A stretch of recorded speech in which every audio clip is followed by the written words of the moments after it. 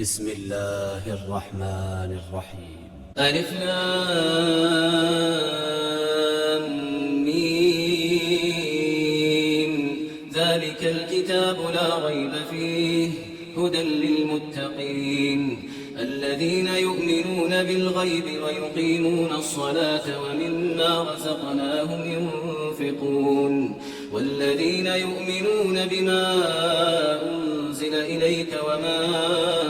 أنزل من قبلك وبالآخرة هم يوقنون أولئك على هدى من ربهم وأولئك هم المفلحون.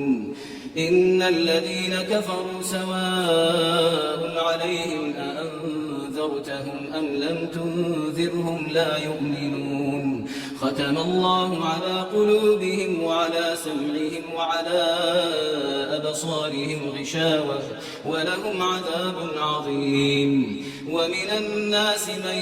يقول آمنا بالله وباليوم الآخر وما هم بمؤمنين يخادعون الله والذين آمنوا وما يخدعون إلا أنفسهم وما يشعرون. في قلوبهم مرض فزادهم الله مرضا ولهم عذاب أليم بما كانوا يكذبون. وإذا قيل لهم لا تفسدوا في الأرض قالوا إنما نحن مصلحون ألا إنهم هم المفسدون ولكن لا يشعرون. وإذا قيل لهم آمنوا كما آمن الناس قالوا أنؤمن كما آمن السفهاء ألا إنهم هم السفهاء ولكن لا يعلمون. وإذا لقوا الذين آمنوا قالوا آمنا وإذا خلوا إلى شياطينهم قالوا إنا معكم إنما نحن مستهزئون. الله يستهزئ بهم ويمدهم في طغيانهم يعمهون. أولئك الذين اشتروا الضلالة بالهدى فما ربحت تجارتهم وما كانوا مهتدين. مثلهم كمثل الذي استوقد نارا فلما أضاءت ما حوله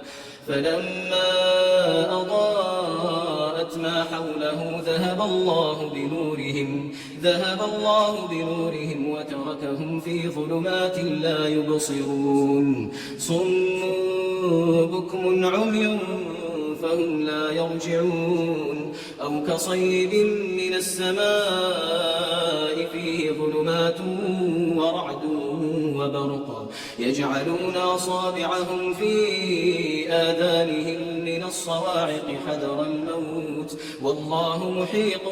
بالكافرين. يكاد البرق يخطف أبصارهم كلما أضاء لهم مشوا فيه وإذا أظلم عليهم قاموا. ولو شاء الله لذهب بسمعهم وأبصارهم إن الله على كل شيء قدير. يا أيها الناس اعبدوا ربكم الذي خلقكم والذين من قبلكم لعلكم تتقون. الذي جعل لكم الأرض فراشا والسماء بناء وأنزل من السماء ماء فأخرج به من الثمرات رزقا لكم فلا تجعلوا لله أندادا وأنتم تعلمون. وإن كنتم في ريب مما نزلنا على عبدنا فأتوا بسورة من مثله وادعوا شهداءكم من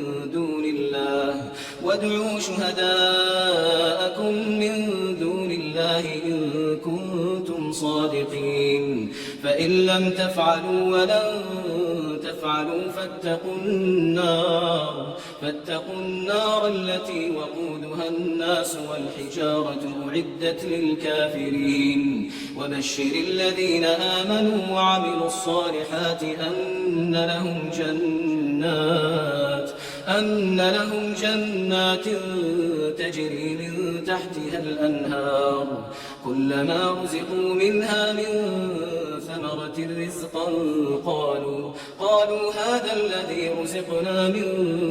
قبل وأتوا به متشابها ولهم فيها أزواج مطهرة وهم فيها خالدون إن الله لا يستحيي أن يضرب مثلا ما بعوضة فما فوقها فأما الذين آمنوا فيعلمون أنه الحق من ربهم وأما الذين كفروا فيقولون ماذا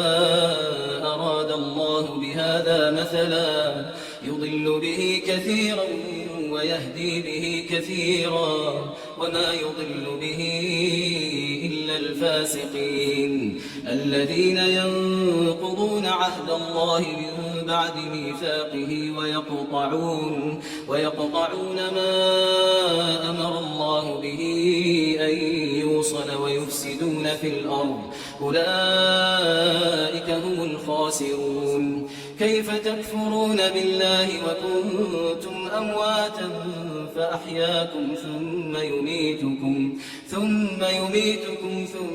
يحييكم ثم إليه ترجعون هو الذي خلق لكم ما في الأرض جميعا ثم استوى إلى السماء فسواهن 7 سماوات وهو بكل شيء عليم وإذ قال ربك للملائكة إني جاعل في الأرض خليفة قالوا أتجعل فيها من يفسد فيها ويسفك الدماء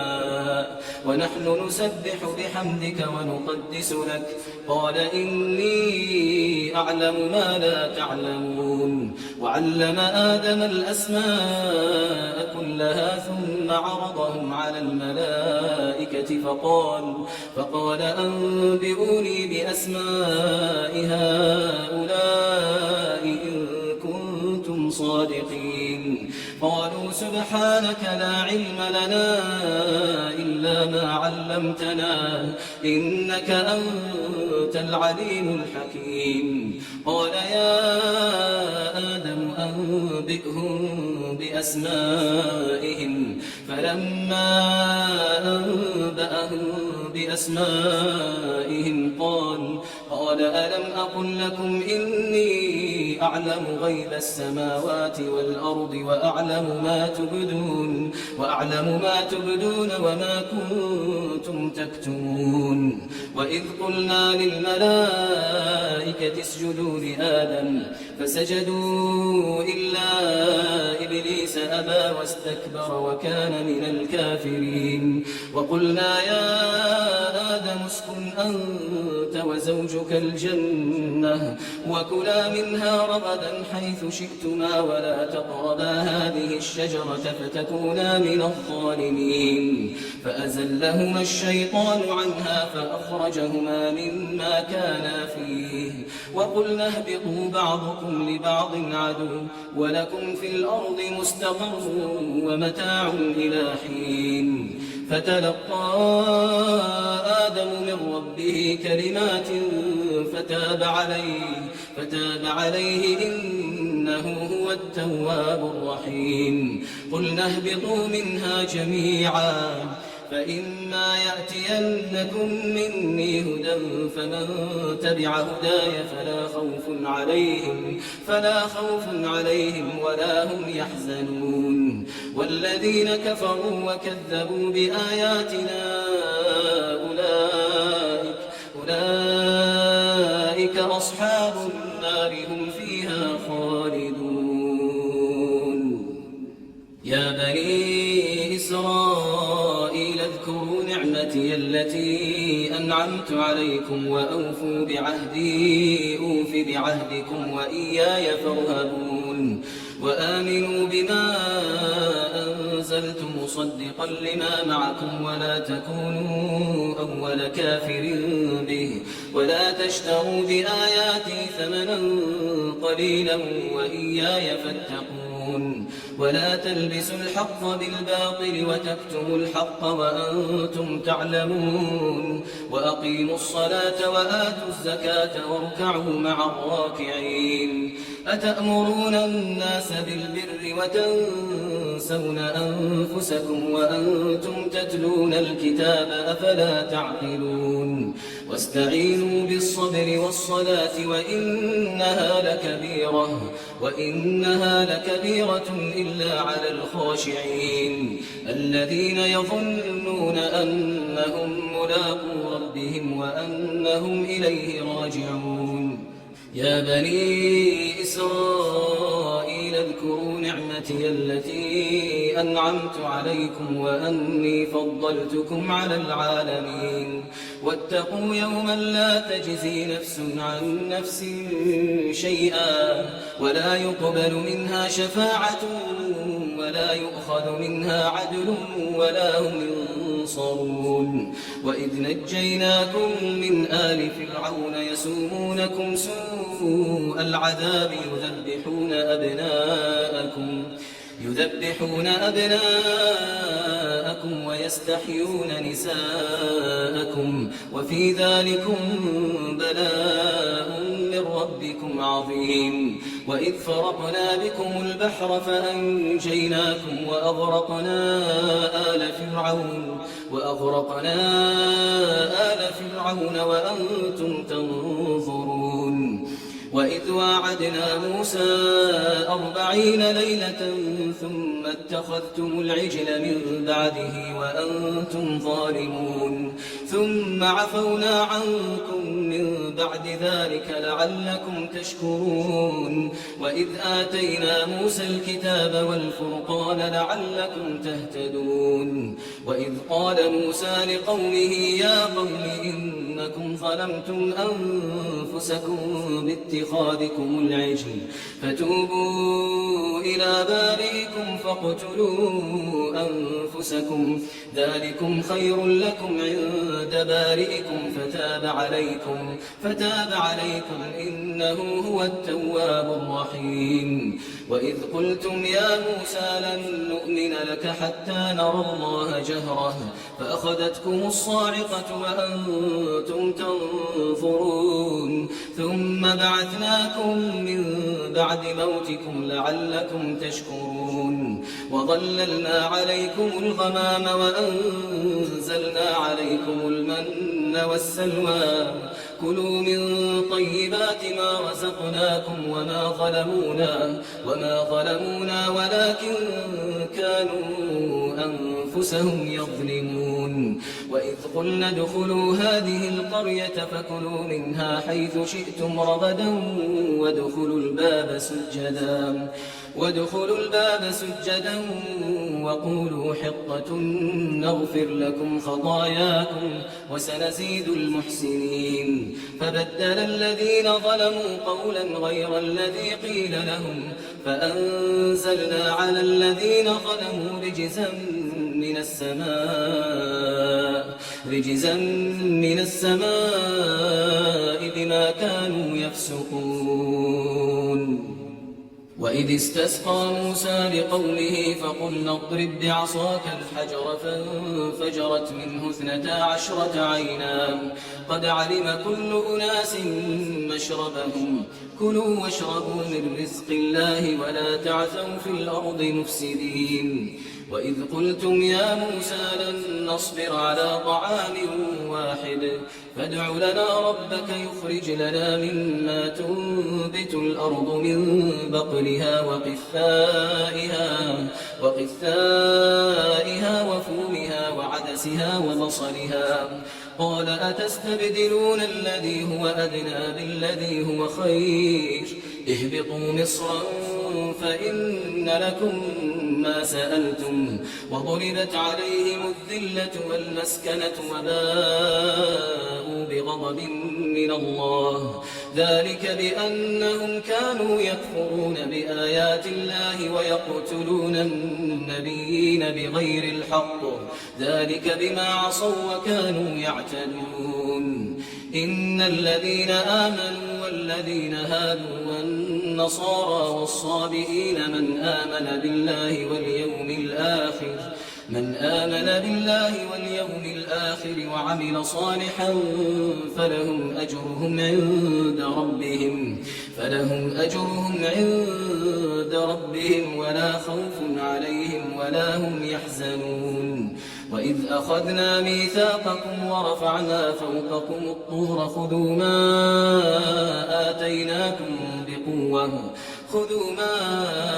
آتيناكم بقوة واذكروا ما فيه لعلكم تتقون ثم توليتم من بعد ذلك فلولا فضل الله عليكم ورحمته لكنتم من الخاسرين ولقد علمتم الذين اعتدوا منكم في السبت فقلنا لهم كونوا قردة خاسئين فجعلناها نكالا لما بين يديها وما خلفها وموعظة للمتقين وإذ قال موسى لقومه إن الله يأمركم أن تذبحوا بقرة قالوا أتتخذنا هزوا قال أعوذ بالله أن أكون من الجاهلين قالوا ادع لنا ربك يبين لنا ما هي قال إنه يقول إنها بقرة لا فارغ ولا بكر عوان بين ذلك فافعلوا ما تؤمرون قالوا ادع لنا ربك يبين لنا ما لونها قال إنه يقول إنها بقرة صفراء فاقع لونها تسر الناظرين قالوا ادع لنا ربك يبين لنا ما هي إن البقرة شابه علينا وإنا إن شاء الله لمهتدون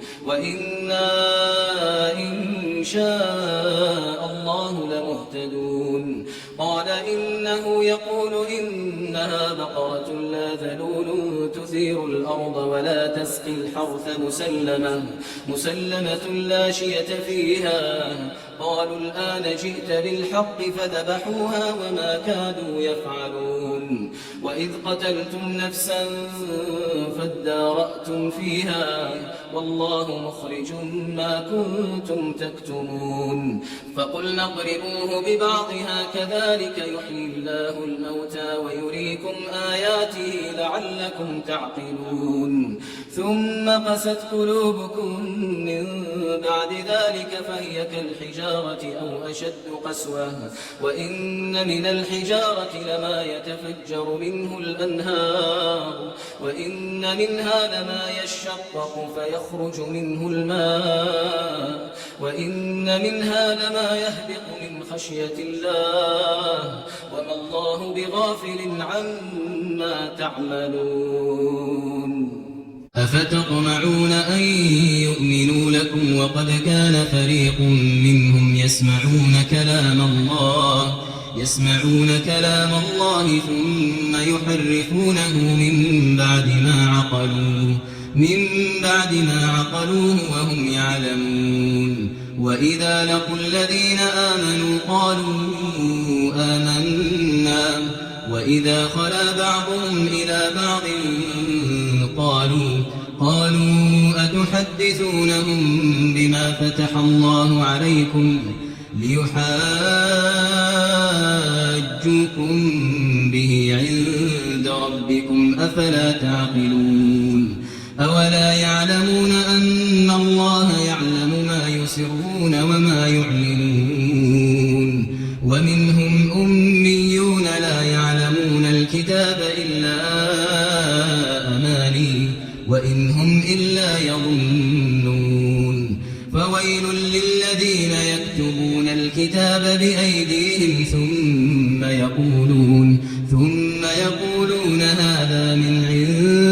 الله ليشتروا به ثمنا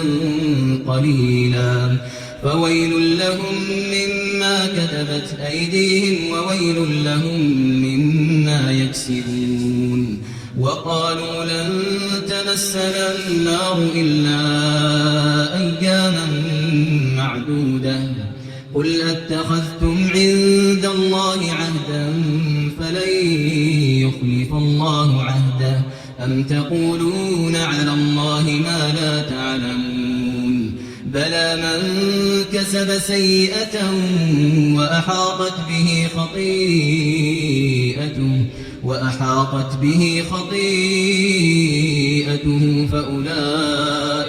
فأولئك أصحاب النار هم فيها خالدون والذين آمنوا وعملوا الصالحات أولئك أصحاب الجنة هم فيها خالدون وإذ أخذنا ميثاق بني إسرائيل لا تعبدون إلا الله وبالوالدين إحسانا وذي القربى واليتامى والمساكين وقولوا للناس حسنا وأقيموا الصلاة وآتوا الزكاة ثم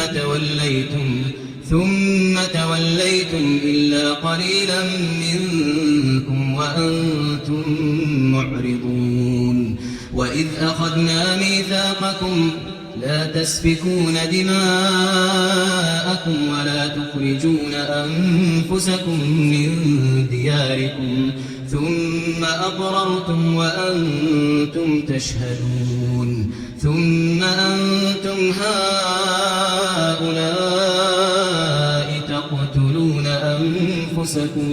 تقتلون أنفسكم وتخرجون فريقا منكم من ديارهم تظاهرون عليهم بالإثم والعدوان وإن يأتوكم أسارى تفادوهم وهو محرم عليكم إخراجهم أفتؤمنون ببعض الكتاب وتكفرون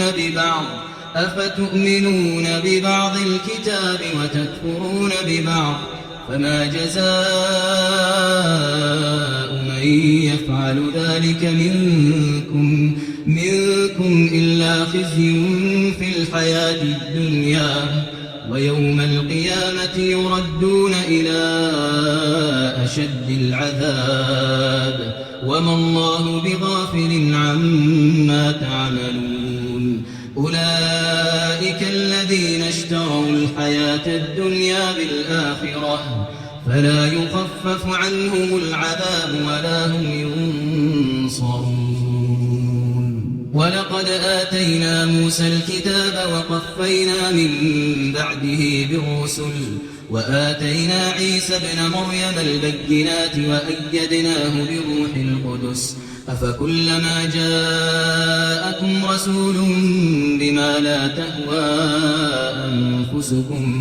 بما لا تهوى أنفسكم استكبرتم ففريقا كذبتم وفريقا تقتلون وقالوا قلوبنا غلف بل لعنهم الله بكفرهم فقليلا ما يؤمنون ولما جاءهم كتاب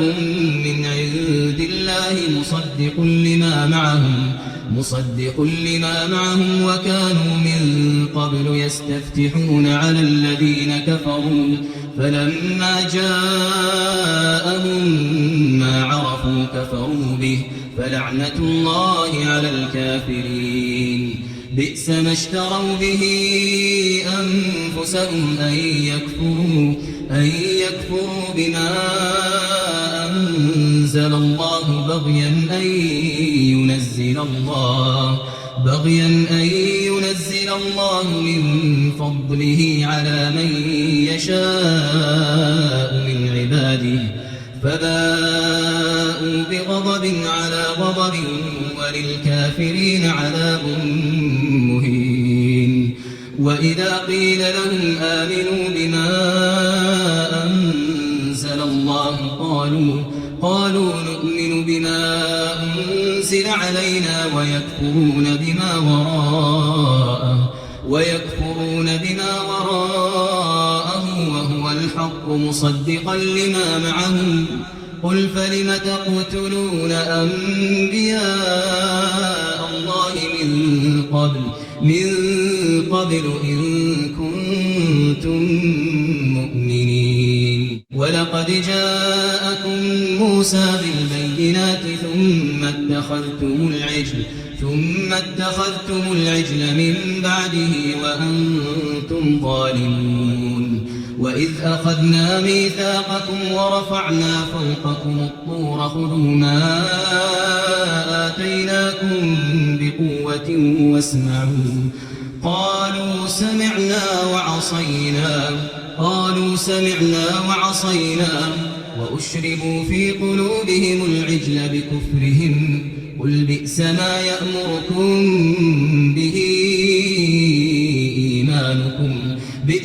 يأمركم به إيمانكم إن كنتم مؤمنين قل إن كانت لكم الدار الآخرة عند الله خالصة من دون الناس فتمنوا الموت إن كنتم صادقين ولن يتمنوه أبدا بما قدمت أيديهم والله عليم بالظالمين ولتجدنهم أحرص الناس على حياة ومن الذين أشركوا يود أحدهم لو يعمر 1000 سنة وما هو بمزحزحه من العذاب أن يعمر والله بصير بما يعملون قل من كان عدوا لجبريل فإنه نزله على قلبك بإذن الله مصدقا لما بين يديه وهدى وبشرى للمؤمنين من كان عدوا لله وملائكته ورسله وجبريل وميكال فإن الله عدو للكافرين ولقد أنزلنا إليك آيات بينات وما يكفر بها إلا الفاسقون أوكلما عاهدوا عهدا نبذه فريق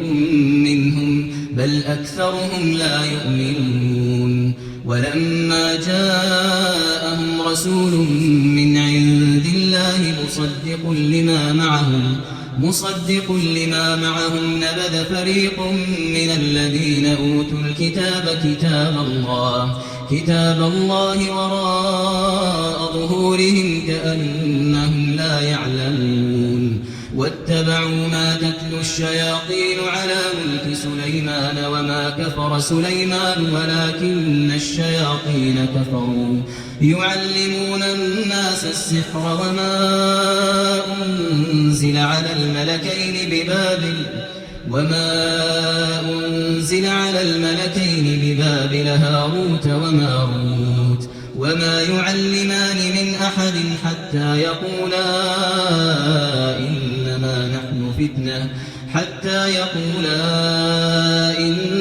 نحن فتنة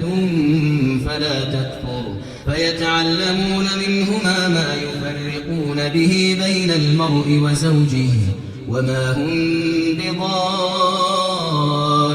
به من أحد إلا بإذن الله ويتعلمون ما يضرهم ولا ينفعهم ولقد علموا لمن اشتراه ما له في الآخرة من خلاق ولبئس ما شروا به أنفسهم لو كانوا يعلمون ولو أنهم آمنوا واتقوا لمثوبة من عند الله خير لو كانوا يعلمون يا أيها الذين آمنوا لا تقولوا راعنا وقولوا انظرنا وللكافرين عذاب أليم. ما يود الذين كفروا من أهل الكتاب ولا المشركين أن ينزل عليكم من خير من ربكم، والله يختص برحمته من يشاء، والله ذو الفضل العظيم. ما ننسخ من آية أو ننسها نأت بخير منها أو مثلها. ألم تعلم أن الله على كل شيء قدير؟ ألم تعلم أن الله له ملك السماوات والأرض، وما لكم من دون الله من ولي ولا نصير؟ أم تريدون أن تسألوا رسولكم كما سئل موسى من قبل؟ ومن يتبدل الكفر بالإيمان فقد ضل سواء السبيل. ود كثير من أهل الكتاب لو يردونكم من بعد إيمانكم كفارا حسدا من عند أنفسهم من بعد ما تبين لهم الحق، فاعفوا واصفحوا حتى يأتي الله بأمره، إن الله على كل شيء قدير. وأقيموا الصلاة وآتوا الزكاة وما تقدموا لأنفسكم من خير تجدوه عند الله، إن الله بما تعملون بصير. وقالوا لن يدخل الجنة إلا من كان هودا أو نصارى، تلك أمانيهم، قل هاتوا برهانكم إن كنتم صادقين. بلى من أسلم وجهه لله وهو محسن فله أجره عند ربه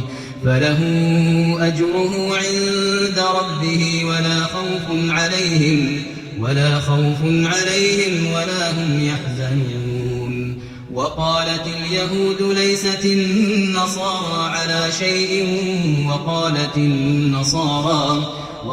النصارى ليست اليهود على شيء وهم يتلون الكتاب، كذلك قال الذين لا يعلمون مثل قولهم، فالله يحكم بينهم يوم القيامة فيما كانوا فيه يختلفون.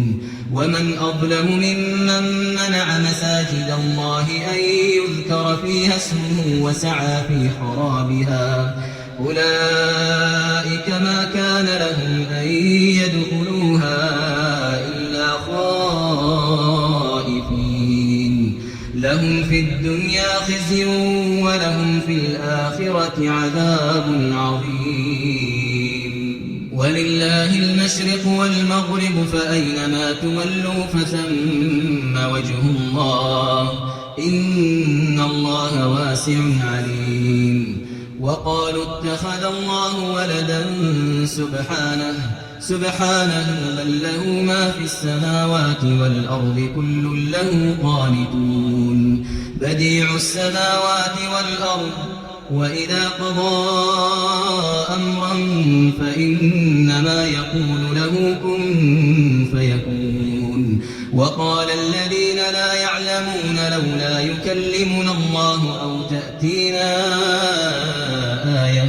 كذلك قال الذين من قبلهم مثل قولهم تشابهت قلوبهم، قد بينا الآيات لقوم يوقنون. إنا أرسلناك بالحق بشيرا ونذيرا، ولا تسأل عن أصحاب الجحيم. ولن ترضى عنك اليهود ولا النصارى حتى تتبع ملتهم، قل إن هدى الله هو الهدى، ولئن اتبعت أهواءهم بعد الذي جاءك من العلم ما لك من الله من ولي ولا نصير. الذين الذين آتيناهم الكتاب يتلونه حق تلاوته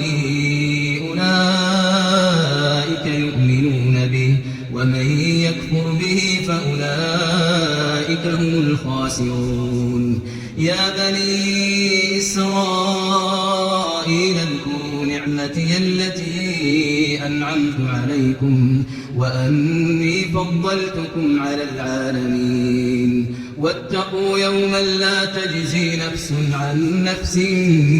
شيئا ولا يقبل منها عدل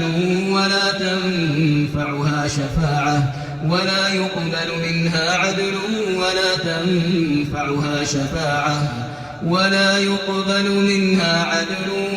تنفعها شفاعة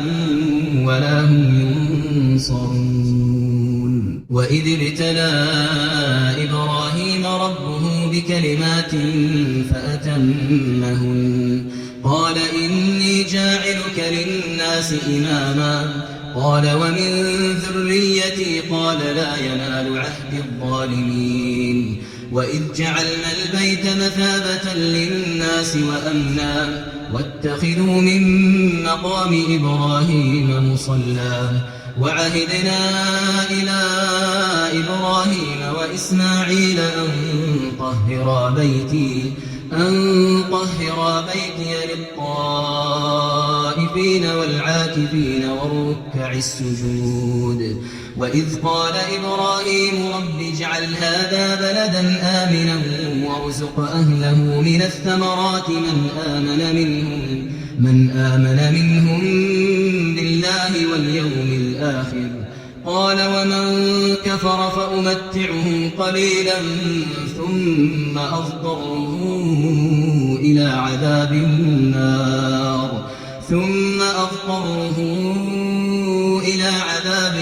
النار وبئس المصير وإذ يرفع إبراهيم القواعد من البيت وإسماعيل ربنا تقبل منا إنك أنت السميع العليم ربنا واجعلنا مسلمين لك ومن ذريتنا أمة مسلمة لك وأرنا مناسكنا وتب علينا إنك أنت التواب الرحيم ربنا وابعث فيهم رسولا منهم يتلو عليهم آياتك ويعلمهم الكتاب والحكمة ويزكيهم إنك أنت العزيز الحكيم ومن يرغب عن ملة إبراهيم إلا من سفه نفسه ولقد اصطفيناه في الدنيا وإنه في الآخرة لمن الصالحين إذ قال له ربه أسلم قال أسلمت لرب العالمين ووصى بها إبراهيم بنيه ويعقوب يا بني إن الله اصطفى لكم الدين فلا تموتن إلا وأنتم مسلمون أم كنتم شهداء إذ حضر يعقوب الموت إذ قال لبنيه ما تعبدون من بعدي قالوا نعبد إلهك وإله آبائك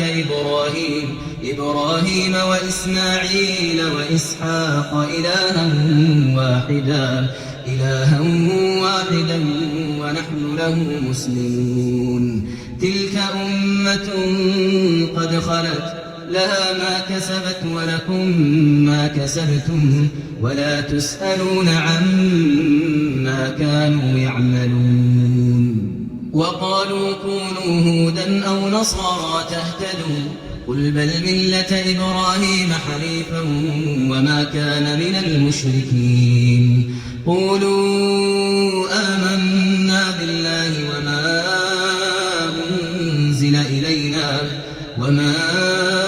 أنزل إلينا وما أنزل إلى إبراهيم وما وإسماعيل وإسحاق ويعقوب والأسباط وما أوتي موسى وعيسى وما أوتي النبيون من ربهم لا نفرق بين أحد منهم ونحن له مسلمون فإن آمنوا بمثل ما آمنتم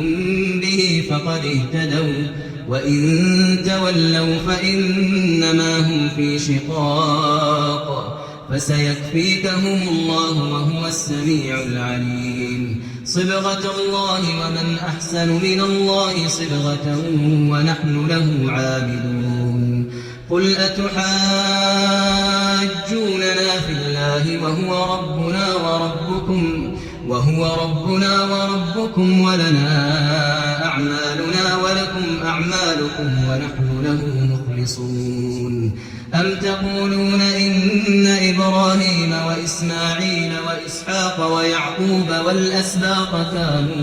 والأسباط كانوا هودا أو نصارى قل أأنتم أعلم أم الله ومن أظلم ممن كتم شهادة عنده من الله وما الله بغافل عما تعملون تلك أمة قد خلت لها ما كسبت ولكم ما كسبتم ولا تسألون عما كانوا يعملون سيقول السفهاء من الناس ما ولاهم عن قبلتهم التي كانوا عليها قل لله المشرق والمغرب يهدي من يشاء إلى صراط مستقيم وكذلك جعلناكم أمة وسطا لتكونوا شهداء على الناس ويكون الرسول عليكم شهيدا وما جعلنا القبلة التي كنت عليها إلا لنعلم من يتبع الرسول ممن ينقلب على عقبيه وإن كانت لكبيرة إلا على الذين هدى الله وما كان الله ليضيع إيمانكم إن الله بالناس لرءوف رحيم قد نرى تقلب وجهك في السماء فلنولينك قبلة ترضاها فول وجهك شطر المسجد الحرام وحيث ما كنتم فولوا وجوهكم شطره وإن الذين أوتوا الكتاب ليعلمون أنه الحق من ربهم وما الله بغافل عما يعملون ولئن أتيت الذين أوتوا الكتاب بكل آية ما تبعوا قبلتك وما أنت بتابع قبلتهم وما بعضهم بتابع قبلة بعض ولئن اتبعت أهواءهم من بعد ما جاءك من العلم إنك إذا لمن الظالمين الذين آتيناهم الكتاب يعرفونه كما يعرفون أبناءهم وإن فريقا منهم ليكتمون الحق وهم يعلمون الحق من ربك فلا تكونن من الممترين ولكل وجهة هو موليها فاستبقوا الخيرات أينما تكونوا يأتي بكم الله جميعا إن الله على كل شيء قدير ومن حيث خرجت فول وجهك شطر المسجد الحرام وإنه للحق من ربك وما الله بغافل عما تعملون ومن حيث خرجت فول وجهك شطر المسجد الحرام وحيث ما كنتم فولوا وجوهكم شطره لئلا يكون للناس عليكم حجة إلا الذين ظلموا منهم فلا تخشوهم واخشوني ولأتم نعمتي عليكم ولعلكم تهتدون كما أرسلنا فيكم رسولا منكم يتلو عليكم آياتنا ويزكيكم ويعلمكم الكتاب والحكمة ويعلمكم ما لم تكونوا تعلمون فاذكروني أذكركم واشكروا لي ولا تكفرون يا أيها الذين آمنوا استعينوا بالصبر والصلاة إن الله مع الصابرين ولا تقولوا لمن يقتل في سبيل الله أموات بل أحياء ولكن لا تشعرون ولنبلونكم بشيء من الخوف والجوع ونقص من الأموال والأنفس والثمرات وبشر الصابرين الذين إذا أصابتهم مصيبة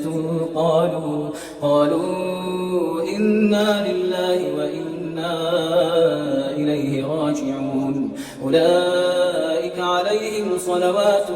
من ربهم ورحمة وأولئك هم المهتدون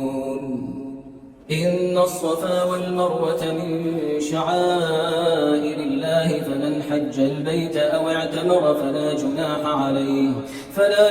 عليه أن يطوف بهما ومن تطوع خيرا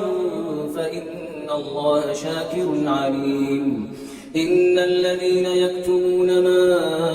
أنزلنا من البينات والهدى من بعد ما بيناه للناس في الكتاب أولئك يلعنهم الله ويلعنهم اللاعنون إلا الذين تابوا وأصلحوا وبينوا فأولئك أتوب عليهم وأنا التواب الرحيم إن الذين كفروا وماتوا وهم كفار أولئك عليهم لعنة الله والملائكة والناس أجمعين خالدين فيها لا يخفف عنهم العذاب ولا هم ينظرون وإلهكم إله واحد لا إله إلا هو الرحمن الرحيم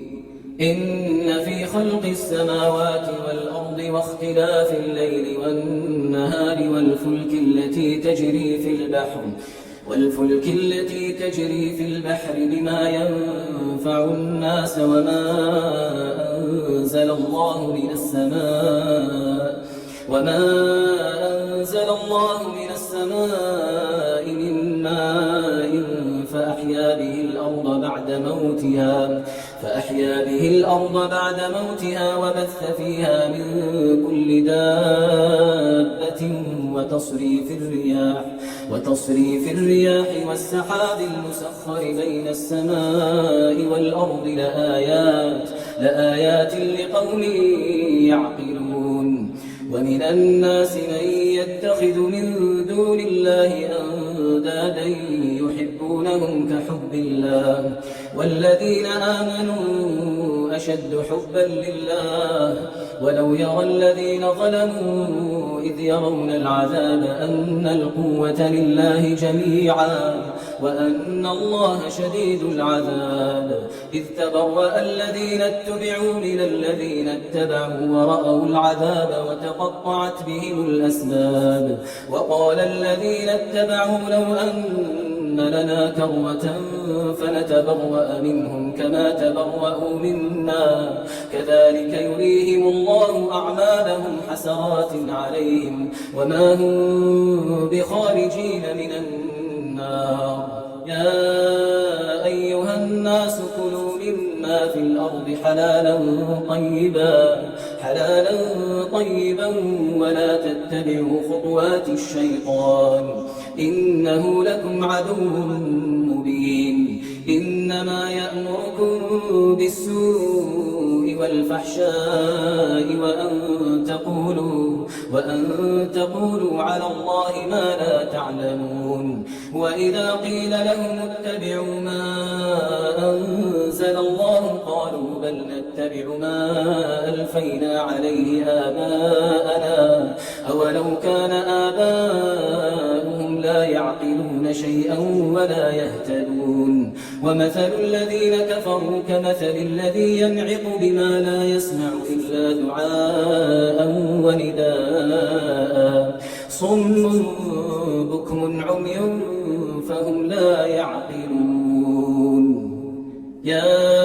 أيها الذين آمنوا كلوا من طيبات ما رزقناكم واشكروا لله إن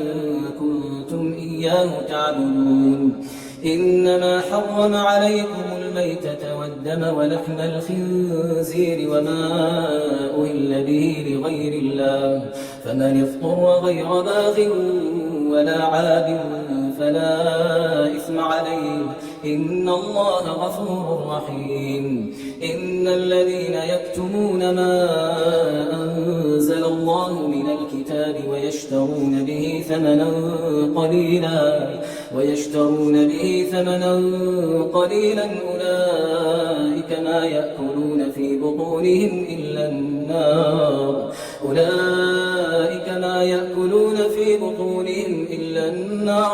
يكلمهم الله يوم القيامة ولا يزكيهم ولهم عذاب أليم. أولئك الذين اشتروا الضلالة بالهدى والعذاب بالمغفرة فما أصبرهم على النار ذلك بأن الله نزل الكتاب بالحق وإن الذين اختلفوا في الكتاب لفي شقاق بعيد. ليس البر أن تولوا وجوهكم قبل المشرق والمغرب ولكن البر من آمن بالله واليوم الآخر والملائكة والكتاب والنبيين وآتى المال على حبه ذوي القربى واليتامى والمساكين وابن السبيل والسائلين وفي الرقاب وأقاموا الصلاة وآتى الزكاة والموفون بعهدهم إذا عاهدوا والصابرين في البأساء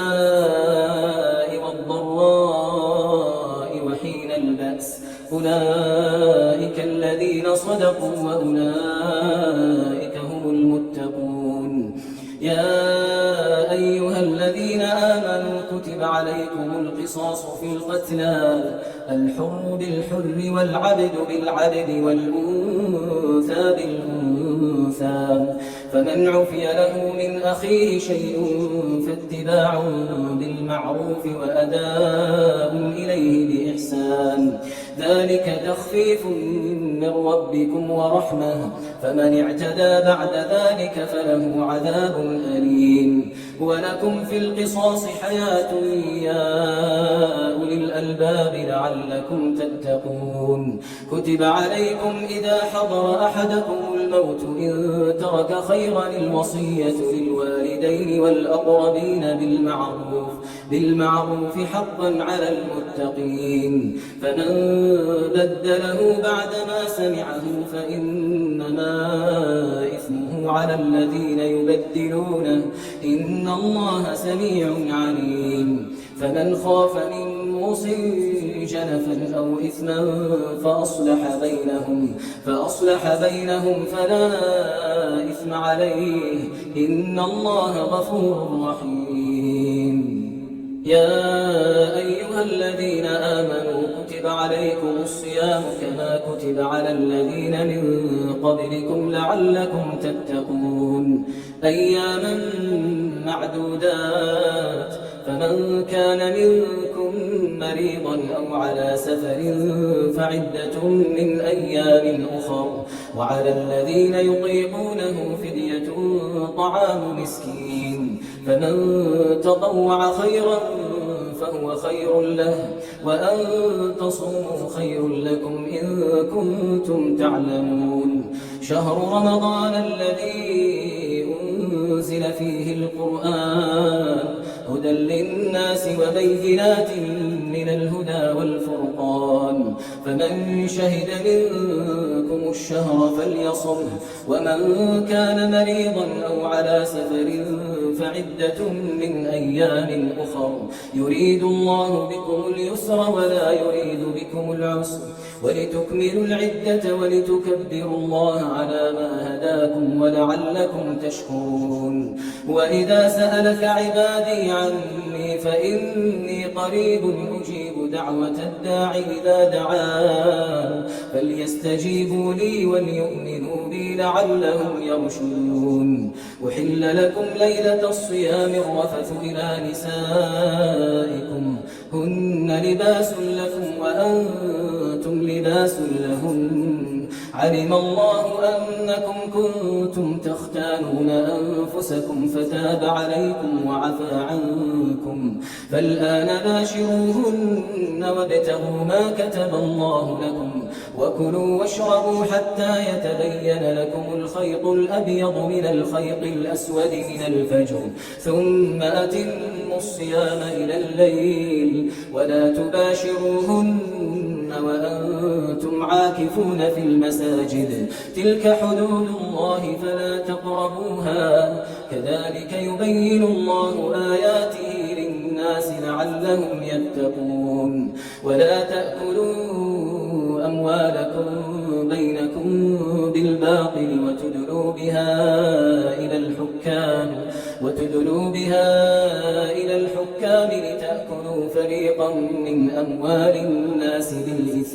لتأكلوا فريقا من أموال الناس بالإثم وأنتم تعلمون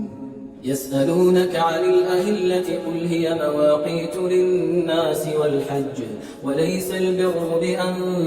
تأتوا البيوت من ظهورها ولكن البر من اتقى وأتوا البيوت من أبوابها واتقوا الله لعلكم تفلحون وقاتلوا في سبيل الله الذين يقاتلونكم ولا تعتدوا إن الله لا يحب المعتدين واقتلوهم حيث ثقفتموهم وأخرجوهم من حيث أخرجوكم والفتنة أشد من القتل ولا تقاتلوهم عند المسجد الحرام حتى يقاتلوكم فيه فإن قاتلوكم فاقتلوهم كذلك جزاء الكافرين فإن انتهوا فإن الله غفور رحيم وقاتلوهم حتى لا تكون فتنة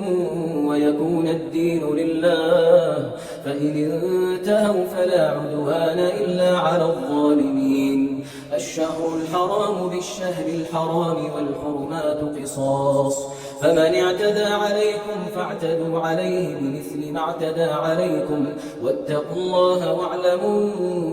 أن الله مع المتقين وأنفقوا في سبيل الله ولا تلقوا بأيديكم إلى التهلكة وأحسنوا إن الله يحب المحسنين وأتموا الحج والعمرة لله فإن أحصرتم فما استيسر من الهدي ولا تحلقوا رؤوسكم حتى يبلغ الهدي محله فمن كان منكم مريضا أو به أذى من رأسه ففدية من صيام أو صدقة أو نسك فإذا أمنتم فمن تمتع بالعمرة إلى الحج فما استيسر من الهدي فمن لم يجد فصيام 3 أيام في الحج و7 إذا رجعتم تلك 10 كاملة ذلك لمن لم يكن أهله حاضر المسجد الحرام واتقوا الله واعلموا أن الله شديد العقاب الحج أشهر معلومات فمن فرض فيهن الحج فلا رفث ولا فسوق ولا جدال في الحج وما تفعلوا من خير يعلمه الله وتزودوا فإن خير الزاد التقوى واتقون يا أولي الألباب. ليس عليكم جناح أن تبتغوا فضلا من ربكم فإذا أفضتم من عرفات فاذكروا الله عند المشعر الحرام واذكروه كما هداكم وإن كنتم من قبله لمن الضالين. ثم أفيضوا من حيث أفاض الناس واستغفروا الله إن الله غفور رحيم. فإذا قضيتم مناسككم فاذكروا الله كذكركم آباءكم أو أشد ذكرا. فمن الناس من يقول ربنا آتنا في الدنيا وما له في الآخرة من خلاق ومنهم من يقول ربنا آتنا في الدنيا حسنة وفي الآخرة حسنة وقنا عذاب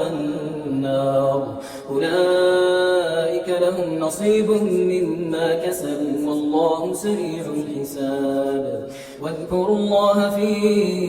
أيام معدودات فمن تعجل في يومين فلا إثم عليه ومن تأخر فلا إثم عليه لمن اتقى. واتقوا الله واعلموا أنكم إليه تحشرون. ومن الناس من يعجبك قوله في الحياة الدنيا ويشهد الله على ما في قلبه وهو ألد الخصام. وإذا تولى سعى في الأرض ليفسد فيها ويهلك الحرث والنسل والله لا يحب الفساد. وإذا قيل له اتق الله أخذته العزة بالإثم فحسبه جهنم ولبئس المهاد. ومن الناس من يشري نفسه ابتغاء مرضات الله والله رؤوف بالعباد. يا أيها الذين آمنوا ادخلوا في السلم كافة ولا تتبعوا خطوات الشيطان إنه لكم عدو مبين. فإن زللتم من بعد ما جاءتكم البينات فاعلموا أن الله عزيز حكيم. هل ينظرون إلا أن يأتيهم الله في ظلل من الغمام والملائكة وقضي الأمر وإلى الله ترجع الأمور. سل بني إسرائيل كم آتيناهم من آية بينة ومن يبدل نعمة الله من بعد ما جاءته فإن الله شديد العقاب. زين للذين كفروا الحياة الدنيا ويسخرون من الذين آمنوا والذين اتقوا فوقهم يوم القيامة والله يرزق من يشاء بغير حساب. كان الناس أمة واحدة فبعث الله النبيين مبشرين ومنذرين وأنزل معهم الكتاب بالحق ليحكم بين الناس فيما اختلفوا فيه وما اختلف فيه إلا الذين أوتوه من بعد ما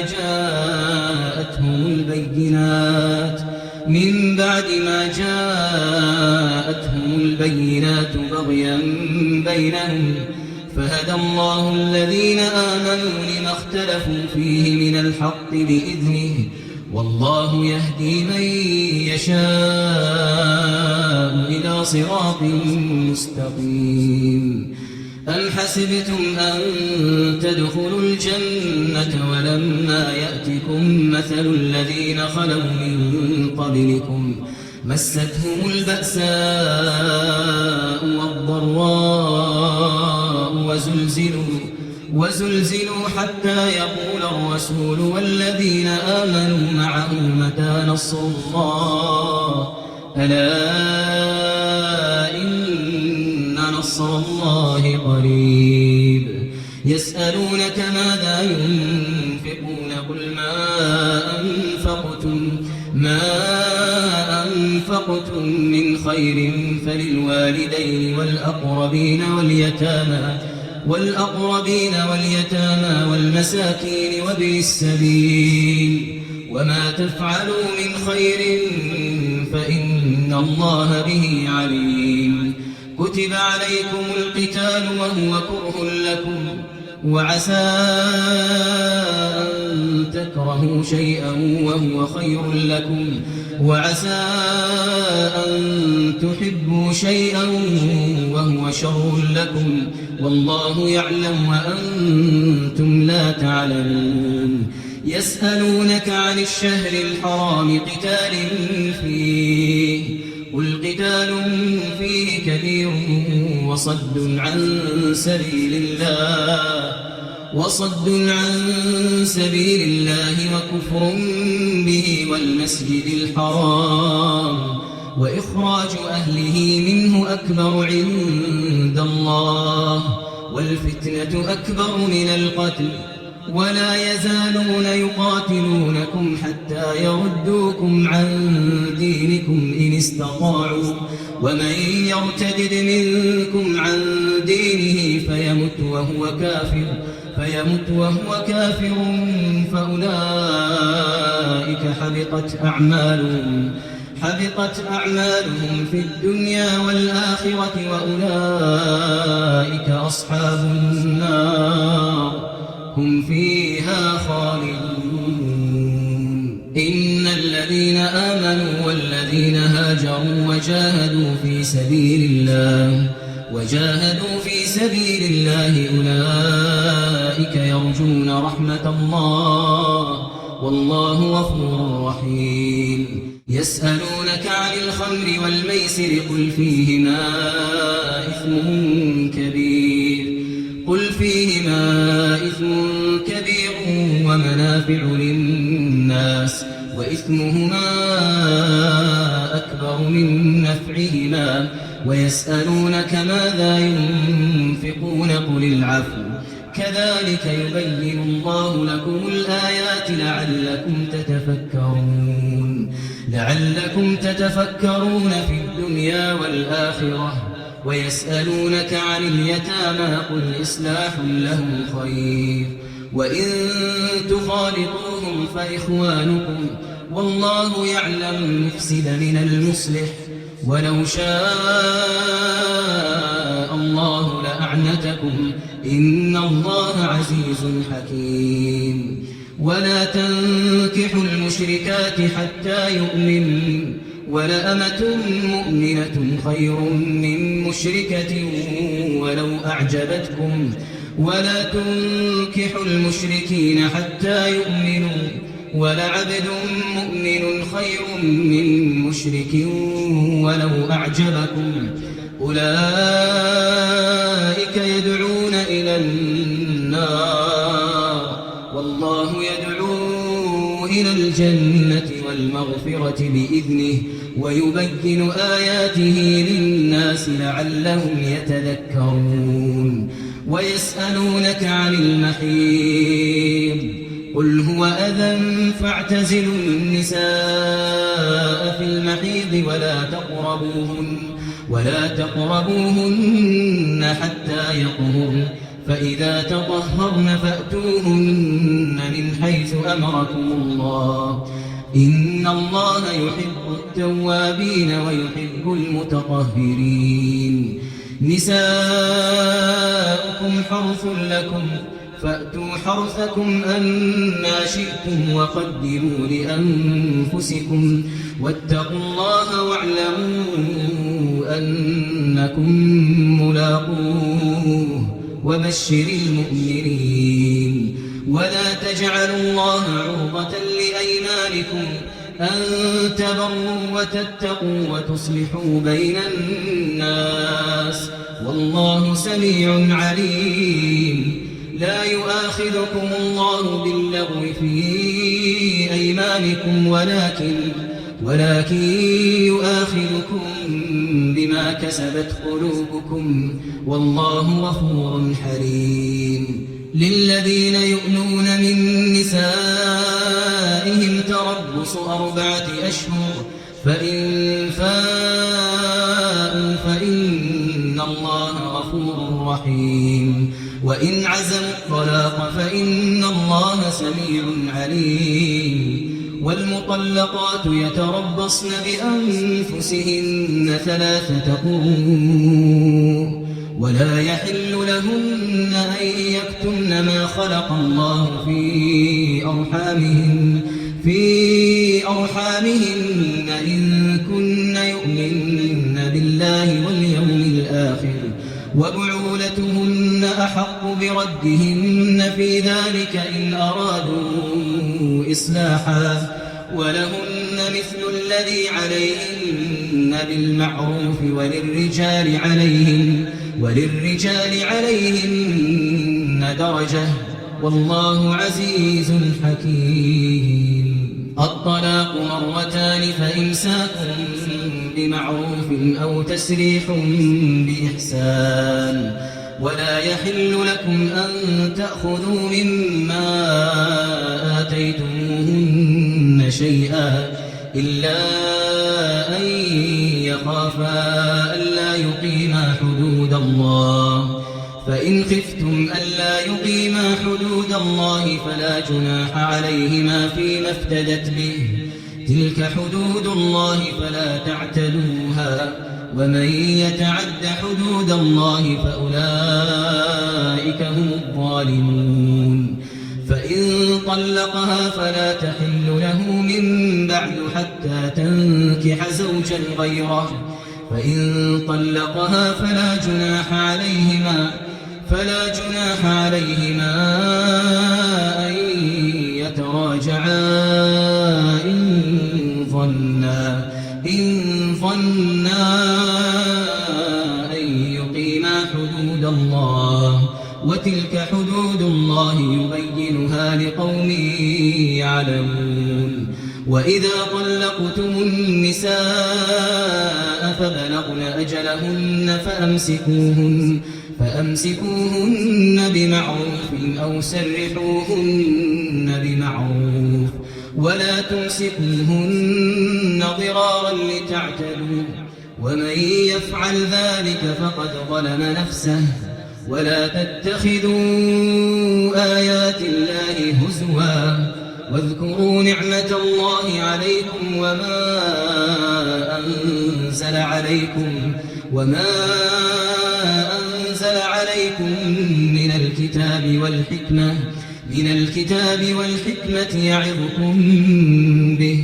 واتقوا الله واعلموا أن الله بكل شيء عليم. وإذا طلقتم النساء فبلغن أجلهن فلا تعضلوهن أن ينكحن أزواجهن إذا تراضوا بينهم بالمعروف. ذلك يوعظ به من كان منكم يؤمن بالله واليوم الآخر ذلكم أزكى لكم وأطهر والله يعلم وأنتم لا تعلمون. والوالدات يرضعن أولادهن حولين كاملين لمن أراد أن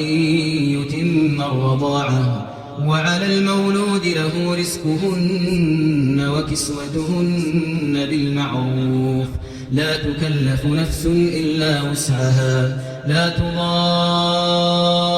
والدة بولدها ولا مولود له بولده وعلى الوارث مثل ذلك فإن أرادا فصالا عن تراض منهما وتشاور فلا جناح عليهما. وإن أردتم أن تسترضعوا أولادكم فلا جناح عليكم إذا سلمتم ما آتيتم بالمعروف. واتقوا الله واعلموا أن الله بما تعملون بصير. والذين يتوفون منكم ويذرون أزواجا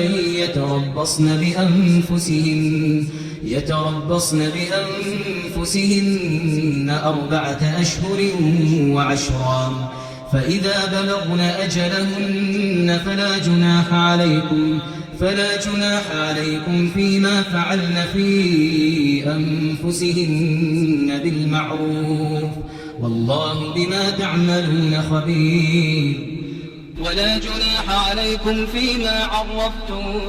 به من خطبة النساء أو أكننتم في أنفسكم، علم الله أنكم ستذكرونهن ولكن لا تواعدوهن سرا إلا أن تقولوا قولا معروفا. ولا تعزموا عقدة النكاح حتى يبلغ الكتاب أجله، واعلموا أن الله يعلم ما في أنفسكم فاحذروه، واعلموا أن الله غفور حليم. لا جناح عليكم إن طلقتم النساء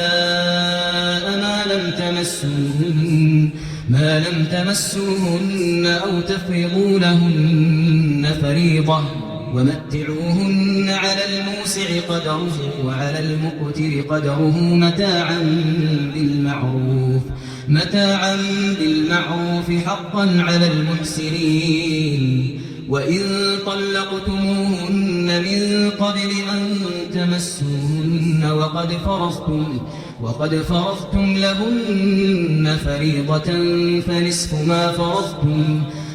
ما فرضتم إلا أن يعفون أو يعفو الذي بيده عقدة النكاح، وأن تعفوا أقرب للتقوى. ولا تنسوا الفضل بينكم، إن الله بما تعملون بصير. حافظوا على الصلوات والصلاة الوسطى وقوموا لله قانتين. فإن خفتم فرجالا أو ركبانا، فإذا أمنتم فاذكروا الله كما علمكم ما لم تكونوا تعلمون. والذين يتوفون منكم ويذرون أزواجا وصية لأزواجهم متاعا إلى الحول غير إخراج، فإن خرجن فلا جناح عليكم فيما فعلن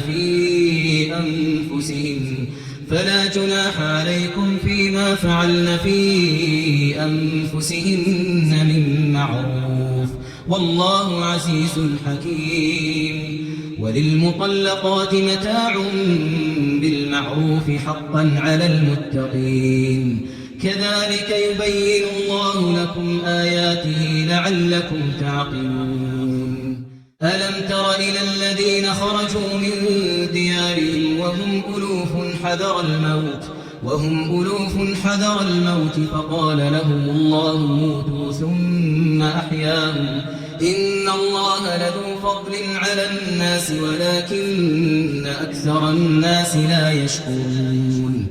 وقاتلوا في سبيل الله واعلموا أن الله سميع عليم. من ذا الذي يقرض الله قرضا حسنا فيضاعفه له أضعافا كثيرة، والله يقبض ويبسط وإليه ترجعون. ألم تر إلى الملأ من بني إسرائيل من بعد موسى من بعد موسى إذ قالوا لنبي له ابعث لنا ملكا نقاتل في سبيل الله قال هل عسيتم إن كتب عليكم القتال ألا تقاتلوا قالوا وما لنا ألا نقاتل في سبيل الله وقد أخرجنا من ديارنا وأبنائنا فلما كتب عليهم القتال تولوا إلا قليلا منهم والله عليم بالظالمين وقال لهم نبيهم إن الله قد بعث لكم طالوت ملكا قالوا أنى يكون له الملك علينا ونحن أحق بالملك منه ولم يؤت سعة من المال قال إن الله اصطفاه عليكم وزاده بسطة في العلم والجسم والله يؤتي ملكه من يشاء والله واسع عليم وقال لهم نبيهم إن آية ملكه أن يأتيكم التابوت فيه سكينة من ربكم وبقية مما ترك آل موسى وآل هارون تحمله الملائكة إن في ذلك لآية لكم إن كنتم مؤمنين فلما فصل طالوت بالجنود قال إن الله مبتليكم بنهر فمن شرب منه فليس مني ومن لم يطعمه فإنه مني إلا من اغترف غرفة بيده فشربوا منه إلا قليلا منهم فلما جاوزه هو والذين آمنوا معه قالوا لا طاقة لنا اليوم بجالوت وجنوده قال الذين يظنون أنهم ملاقو الله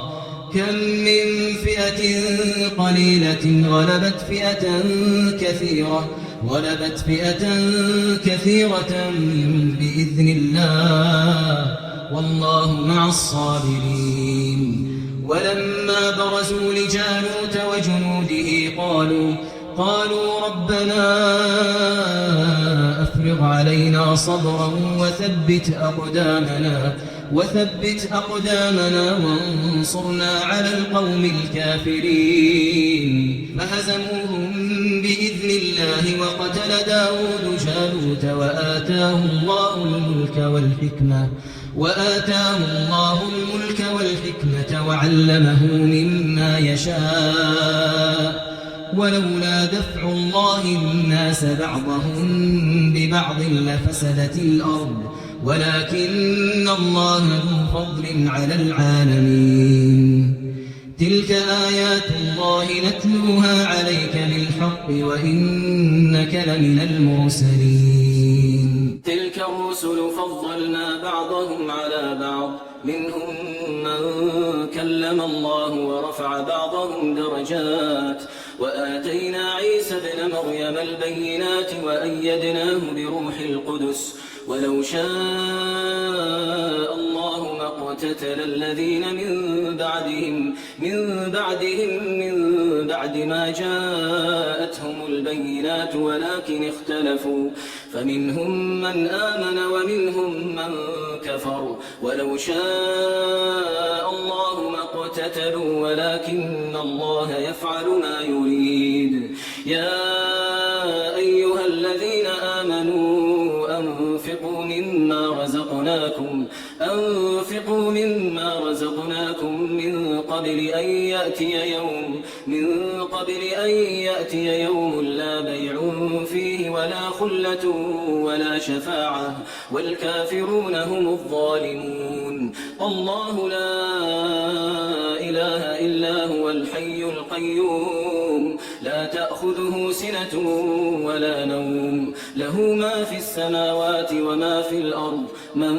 ذا الذي يشفع عنده إلا بإذنه يعلم ما بين أيديهم وما خلفهم ولا يحيطون بشيء من علمه إلا بما شاء وسع كرسيه السماوات والأرض ولا يؤوده حفظهما وهو العلي العظيم لا إكراه في الدين قد تبين الرشد من الغي فمن يكفر بالطاغوت ويؤمن بالله فقد استمسك بالعروة الوثقى لا انفصام لها والله سميع عليم الله ولي الذين آمنوا يخرجهم من الظلمات إلى النور والذين كفروا أولياؤهم الطاغوت يخرجونهم من النور إلى الظلمات أولئك أصحاب النار هم فيها خالدون ألم تر إلى الذي حاج إبراهيم في ربه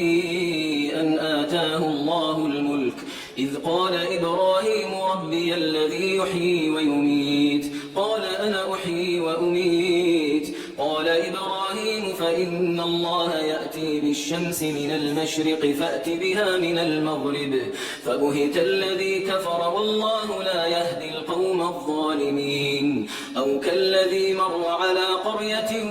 وهي خاوية على عروشها قال أنى يحيي هذه الله بعد موتها فأماته الله 100 عام ثم بعثه قال كم لبثت قال لبثت يوما أو بعض يوم قال بل لبثت 100 عام فانظر إلى طعامك وشرابك لم يتسنه وانظر إلى حمارك ولنجعلك آية للناس وانظر إلى العظام كيف ننشزها ثم نكسوها لحما فلما تبين له قال أعلم أن الله على كل شيء قدير وإذ قال إبراهيم رب أرني كيف تحيي الموتى قال أولم تؤمن قال بلى ولكن ليطمئن قلبي قال فخذ 4 من الطير فصرهن إليك ثم اجعل على كل جبل منهن جزءا ثم ادعهن يأتينك سعيا واعلم أن الله عزيز حكيم مثل الذين ينفقون أموالهم في سبيل الله كمثل حبة أنبتت 7 سنابل في كل سنبلة 100 حبة والله يضاعف لمن يشاء والله واسع عليم الذين ينفقون أموالهم في سبيل الله ثم لا يتبعون ما أنفقوا منا ولا أذى لهم أجرهم عند ربهم ولا خوف عليهم ولا هم يحزنون قول معروف ومغفرة خير من صدقة يتبعها أذى والله غني حليم يا أيها الذين آمنوا لا تبطلوا صدقاتكم بالمن والأذى كالذي ينفق ماله رئاء الناس ولا يؤمن بالله واليوم الآخر فمثله كمثل صفوان عليه تراب فأصابه وابل فتركه صلدا لا يقدرون على شيء مما كسبوا والله لا يهدي القوم الكافرين ومثل الذين ينفقون أموالهم ابتغاء مرضات الله وتثبيتا من أنفسهم كمثل جنة كمثل جنة بربوة أصابها وابل فآتت أكلها ضعفين فإن لم يصبها وابل فطل والله بما تعملون بصير أيود أحدكم أن تكون له جنة من نخيل وأعناب تجري من تحتها الأنهار له فيها من كل الثمرات وأصابه الكبر وله ذرية ضعفاء فأصابها إعصار فيه نار فاحترقت كذلك يبين الله لكم الآيات لعلكم تتفكرون يا أيها الذين آمنوا أنفقوا من طيبات ما كسبتم ومما أخرجنا لكم من الأرض ولا تيمموا الخبيث منه تنفقون ولستم بآخذيه إلا أن تغمضوا فيه واعلموا أن الله غني حميد الشيطان يعدكم الفقر ويأمركم بالفحشاء والله يعدكم مغفرة منه وفضلا والله واسع عليم يؤتي الحكمة من يشاء ومن يؤت الحكمة فقد أوتي خيرا كثيرا وما يذكر إلا أولو الألباب وما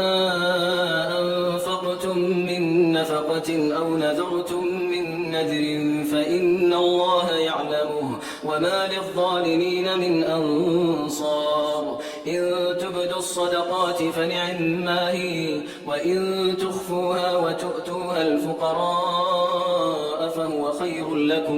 فهو خير لكم ويكفر عنكم من سيئاتكم والله بما تعملون خبير ليس عليك هداهم ولكن الله يهدي من يشاء وما تنفقوا من خير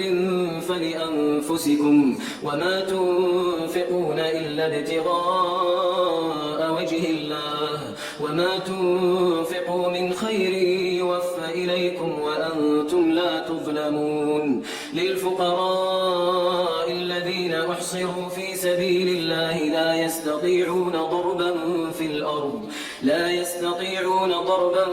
في الأرض يحسبهم الجاهل أغنياء من التعفف تعرفهم بسيماهم لا يسألون الناس إلحافا وما تنفقوا من خير فإن الله به عليم الذين ينفقون أموالهم بالليل والنهار سرا